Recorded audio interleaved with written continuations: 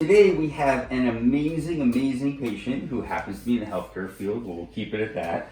I think diagnosed herself with lipedema, but then wound up finding a really good doctor at her hospital that also, which is rare, was able to diagnose her as well too. But interesting thing, so we're kind of doing the markings. We're going to do the whole posterior leg for her today. We're going to use our manual technique, no energy-based stuff. But this is an interesting thing that I want to show people. So everybody in the world complains about cellulite. I'm going to tell people cellulite is, if you look at my hand, our skin is connected to our deep tissues by connective tissue bands. And so what happens is as you gain weight or the skin gets lax, you get these dips. If you cut the bands, then your skin will go back to normal, and that's so you can do that like cosmetically.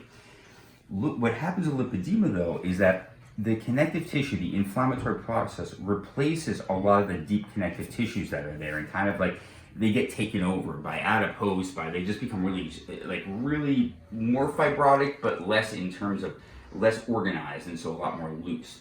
So I tell people when you look at their legs and they look more, we'll call it amorphous or even smooth sometimes, that means it's really bad lipedema. It's really taking over the connective tissue. So for most people, if you touch your thigh, it's a zone of adherence. You can't move anything. When you have bad lipedema, you've had it long standing, this completely moves just like the back skin, like areas that should be moving. Your IT bands here is another zone of adherence where you can see, again, most people have a dip there. You can completely move her. So the lipedema has really gotten bad and really kind of broken all the connective tissues in here.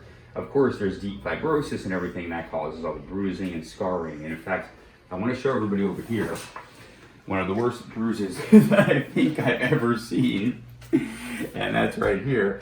And this is actually self-inflicted because it feels better when she's massaging and rubbing. And so today with our manual technique, we're actually going to do that for her and get everything out. But that's actually what you can see with lipedema. So the positive of lipedema is that a lot of people won't have cellulite, which is great. The negative though is it's lipedema, it's painful, it's itchy, it burns, and it's long-term, and so we have to treat it by getting everything out.